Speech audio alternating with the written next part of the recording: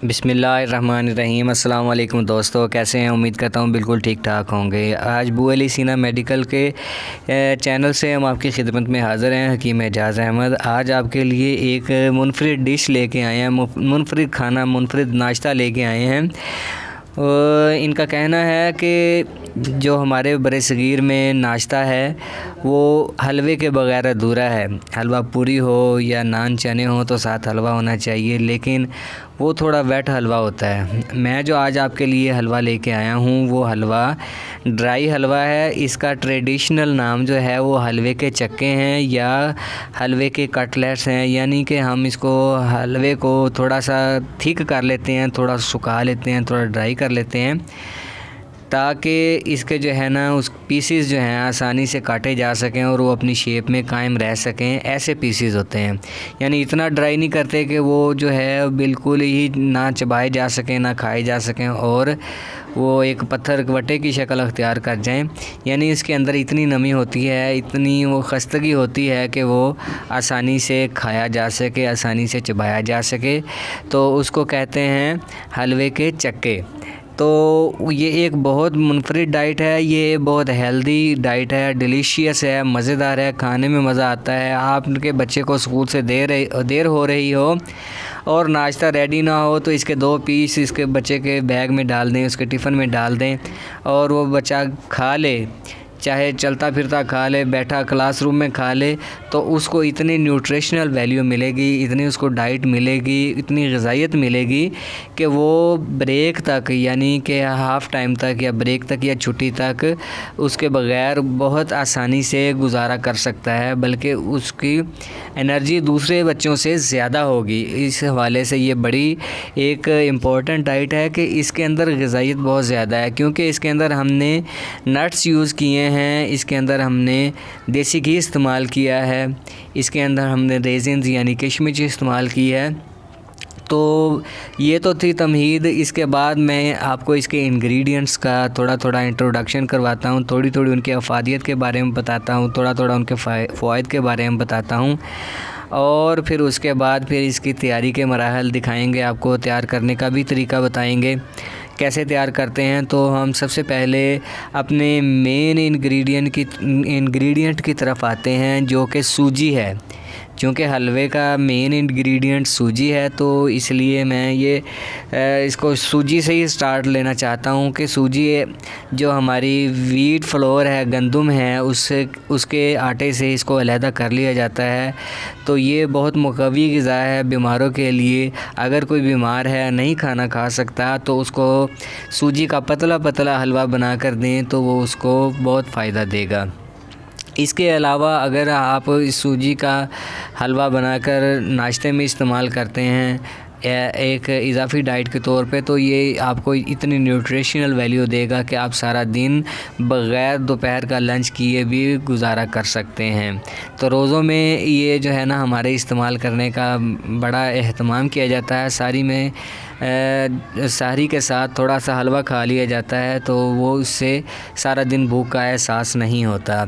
इसके अलावा जो हलवा है वो मेरे मौलवी हज़रात साहिबान का बड़ा ख़ास मरग़ूब खाना है और इसको वो बड़ा लाइक करते हैं। तो इसलिए अगर वो, मेरे कहने का मतलब है कि अगर वो इसको थोड़ा ड्राई फार्म में ला के और विदाउट प्रिजर्वेटिव्स, और सबसे बड़ी ख़ुसूसियत की बात ये इसमें है कि इसके अंदर हमने कोई प्रिजर्वेटिव्स नहीं डालने, प्रिजर्वर नहीं डालने, उसको देर तक महफूज रखने के लिए कोई केमिकल नहीं इस्तेमाल करना। इसकी अपनी ही उसकी जो मैन्युफैक्चरिंग है वो ऐसी होगी कि इसको उल्ली नहीं लगेगी, ये देर तक महफूज रहेगा और देर तक इस्तेमाल किया जा सकेगा।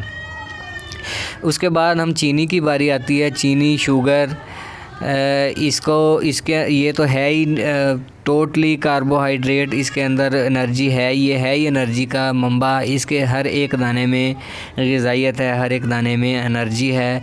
तो ये तो किसी की तारीफ़ की मोहताज नहीं है। ये चीनी है और मीठा है, इसको ये आपको हमें एनर्जी ही देता है। चाहे हम इसको सिरप फॉर्म में ले लें, इसको हम ड्राई फॉर्म में ले लें, मिठाई के अंदर ले लें, तो इसका काम है ग़िज़ाइयत फ़राहम करना।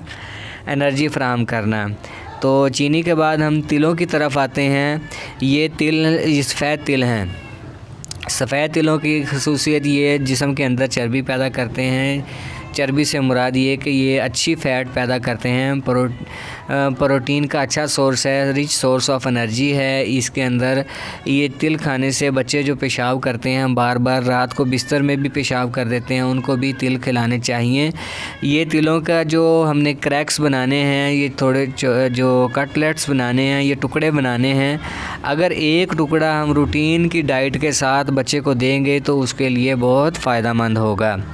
उसके बाद बादाम हैं। हमने बादाम को जो है वो कूटना नहीं है, हावन दस्ते में चट्टू बटे में हमने कूटना नहीं है। इसको हमने जो होता है ना कद्दूकश, उसके ऊपर हमने कद्दूकश करना है। आप देख रहे होंगे कि वीडियो के अंदर बादाम के साथ इसके जो है वो पीसीज हैं, कद्दूकश किए हुए पीसीज भी हैं। तो हमने इस शेप में इसको डालना है ताकि ये देखने में भी खूबसूरत लगे। उसके अंदर कूटने से इसकी जो है ना थोड़ा सा कलर आयरन उसकी प्रेजेंस की वजह से चेंज हो जाता है। इसके ऊपर थोड़ा सा वो एक पेंट सा हल्की सी तय चढ़ जाती है, हावन दस्ते की आयरन की तय चढ़ जाती है, जिससे मैला मैला नज़र आता है। तो हलवे के अंदर जो है वो मैलापन नहीं होना चाहिए, सफ़ेद ब्राइट सफ़ेद होना चाहिए। उसके बाद बादाम की ख़ुसूसियात से कौन वाक़फ़ नहीं है। ओमेगा 3 फैटी एसिड होते हैं इसके अंदर। बादाम दिल को ताकत देता है, दिमाग को ताकत देता है, याददाश्त हाफ़ज़े के लिए बहुत बेहतरीन ग़िज़ा है।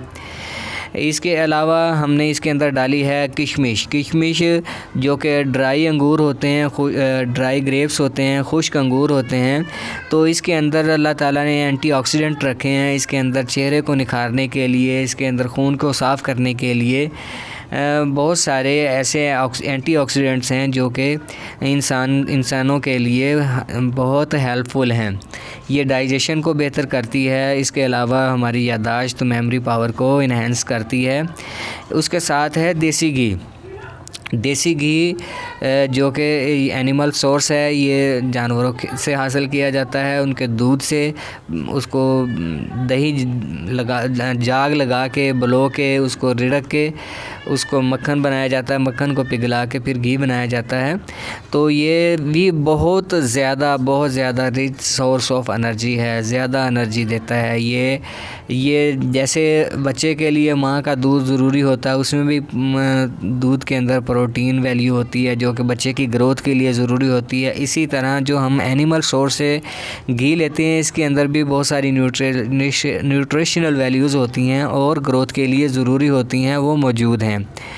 तो ये ओल्ड डेज से, बहुत कदीम ज़माने से देसी घी का इस्तेमाल होता चला आया है। लेकिन यहाँ पे बैड लक ये है कि हम देसी घी खाते हैं और उसको कंज्यूम नहीं करते, उसको इस्तेमाल नहीं करते। अगर हम देसी घी इस्तेमाल किया है तो कम से कम हमें रनिंग करनी चाहिए, कम से कम हमें दंड बैठक लगानी चाहिए, डिप्स लगाने चाहिए। उस कम से कम हमें जो है थोड़ा बहुत हार्ड वर्क करना चाहिए ताकि ये हमारी बॉडी में मेल्ट होके कंज्यूम हो सके। हम घी खा के उसको उसी तरह छोड़ देते हैं तो वो लाजमी तौर पे वो हमारे बॉडी का हिस्सा नहीं है, वो फ़ॉरेन बॉडी के तौर पे आता है। अगर हम उसको यूटिलाइज़ नहीं करेंगे तो वो हमारे डिपॉज़िट हो जाएगा बॉडी के अंदर। उसकी डिपोजिशन को रोकने के लिए हमें इसको कंज्यूम करना पड़ेगा और उसके साथ इसको एक्सरसाइज के ज़रिए हमें बैलेंस करना पड़ेगा, फिर ये हमारे लिए बहुत ज़्यादा फ़ायदेमंद है। अदरवाइज़ आप कॉरोनरी आर्टरीज़ के अंदर ब्लॉकेज है या कोई भी थ्रोम्बोसिस है वगैरह जो है वो बनने के चांसेस ज़्यादा होते हैं अगर आप इसको यूज़ करने के बाद इसको यूटिलाइज़ नहीं करते। इसलिए यूज़ करने के बाद यूटिलाइज़ करना ज़रूरी है। और सबसे बड़ी बात ये मैं मोस्ट इम्पॉर्टेंट चीज़ है उसकी तरफ आपकी तवज्जो दिलाना चाहता हूँ, वो ये है कि हम अल्लाह ताला की नेमतें खाते हैं, उसका हक़ अदा नहीं करते। हमें चाहिए कि हम अल्लाह ताला की नेमतें इस्तेमाल करें और उसका हक़ अदा करें। नमाज़ पढ़ें, कम से कम नमाज में हमें उठने, बैठने, खड़े होने और मुख्तलिफ़ किस्म के प्रोसेस से गुज़रना पड़ता है जो कि फूड डाइजेशन के लिए अहम किरदार अदा करता है। इसलिए हमें कोई भी नेमत इस्तेमाल करके उसका हक़ अदा करना चाहिए। कम से कम हमें अल्हम्दुलिल्लाह तो कहना ही चाहिए। इसके अलावा हमें फ़िज़िकल एक्सरसाइज की ज़रूरत है, हमें फ़िज़िकल जो है मोबिलिटी की ज़रूरत है, हमें मोबिलाइज़ होना पड़ेगा। हम इतनी high rich protein, high rich calories और रिच कार्बोहाइड्रेट्स डाइट्स लेते हैं, लेकिन उसको बॉडी के अंदर कंज्यूम नहीं करते, उसको बॉडी का पार्ट बनने में मदद फराहम नहीं करते, खाना खाते ही सो जाते हैं या ऐसा करते हैं कि जिससे हमें हमारा खाना वो हमारे मैदे के अंदर ही गल सड़ जाता है और हमारे लिए बीमारियों का पेशखाना बनता है। और सबसे लास्ट में नारियल खोपरा या गिरी का जिक्र करूँगा। इसको भी हमने कद्दूकश फार्म में इस्तेमाल करना है। इस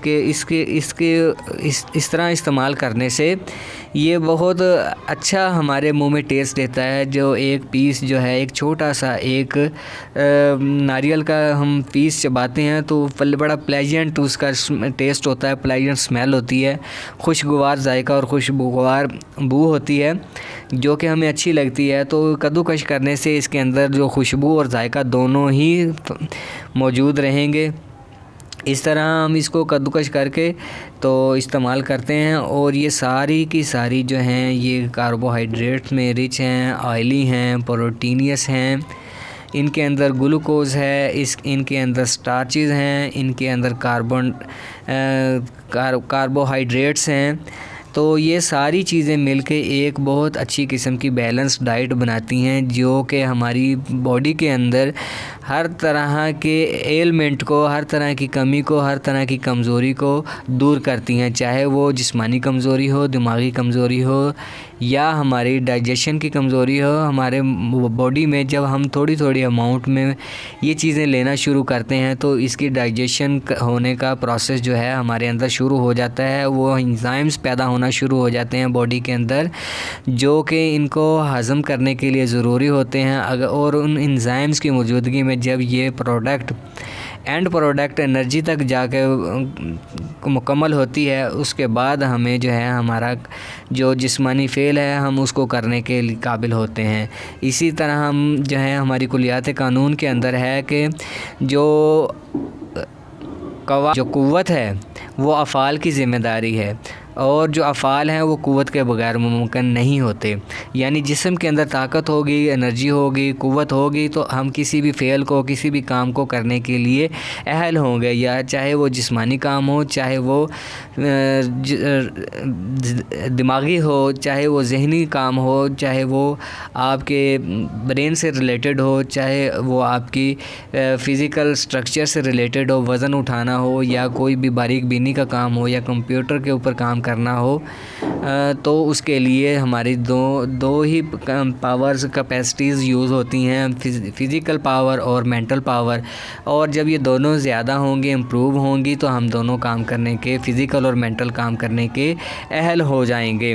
तो इसलिए इन सारी चीज़ों को बरकरार करने के लिए, इन सारी चीज़ों को बहाल करने के लिए आपको नाश्ते के अंदर, कम से कम नाश्ते के अंदर ऐसी डाइट का लेना बहुत ज़रूरी है।